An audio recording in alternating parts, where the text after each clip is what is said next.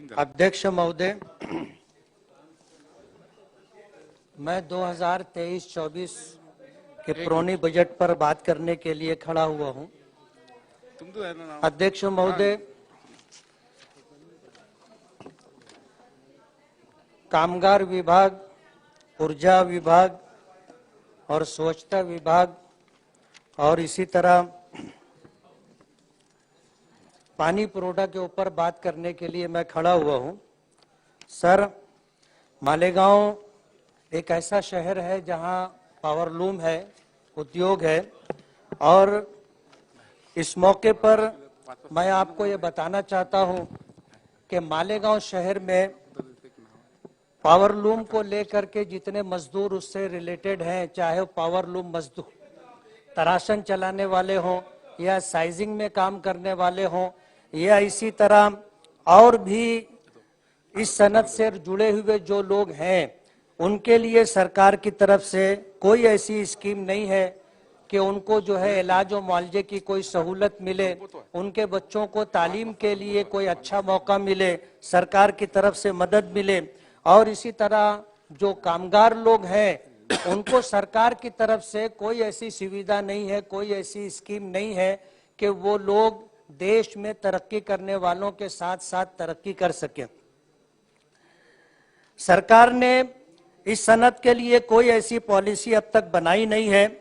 मेरी आपके मारिफत ये गुजारिश है कि इसके लिए सरकार कोई ऐसी स्कीम बनाए कि पावरलूम से जुड़े हुए जितने कामगार हैं उनको इलाज और मुआवजे के साथ, उनके बच्चों के तालीम के साथ और उनको जो है तरक्की के मौके मिले। मैं आपकी मार्फत सरकार का और पुरोठा मंत्री का शुक्रगुजार हूं कि उन्होंने तलवाड़ा डैम से मालेगांव फिल्टर प्लांट तक नई पाइपलाइन के लिए बजट मंजूर किया है। मैं मालेगांव वासियों की तरफ से सरकार का, मिनिस्टर साहब का शुक्रगुजार हूं। मालेगांव जिसको चनकापुर डैम से पानी मिलता है, ये 1970 की जनसंख्या को सामने रख करके कोटा तय किया गया था। आज 50 साल में मालेगांव की आबादी 1970 के मुकाबले में बहुत आगे बढ़ चुकी है और कोटा वही है जो 1970 में मंजूर किया गया था। मेरी आपके मार्फत सरकार से ये गुजारिश है कि इस कोटे में इजाफा किया जाए। मालेगांव वालों को कारपोरेशन की तरफ से नलों में जो पानी दिया जाता है वो 1 दिन या 2 दिन नागे से दिया जाता है, लेकिन नल पट्टी पूरा साल भर पानी दिया जाता है, उस हिसाब से वसूल की जाती है। और हर साल 5% जो है पानी पट्टी का इजाफा होता है।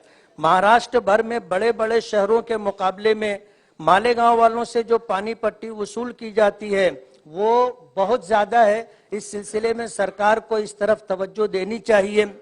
आज इस मौके पर आपने मुझे कहने का मौका दिया। मैं आपसे ये कहना चाहता हूं कि महाराष्ट्र के अंदर पूरे देश के मुकाबले में बिजली सबसे ज्यादा महंगी है। महाराष्ट्र के अंदर जो कपड़ा तैयार होता है या जो चीजें तैयार होती हैं और उनको उनमें बिजली इस्तेमाल होती है, उनकी कास्ट और उस पर खर्च ज्यादा आता है, जबकि दूसरे स्टेट के मुकाबले में वहां जो चीजें बनती हैं वो महाराष्ट्र के मुकाबले में लोगों को सस्ती पड़ती है। तो बिजली जो है दर जो महाराष्ट्र के अंदर सबसे ज्यादा है, सरकार को इस पर तवज्जो देनी चाहिए। और इसी तरह दूसरी स्टेट के अंदर वहां के रहने वालों को जो 100, 200 और 300 यूनिट बिजली फ्री दी जाती है, महाराष्ट्र के अंदर भी महाराष्ट्र वासियों को जो है 200 यूनिट बिजली यूनिट फ्री देना चाहिए। मेरी आपके मार्फत सरकार से ये गुजारिश है। आपने मुझे कहने का मौका दिया, मैं बहुत बहुत शुक्रगुजार हूँ।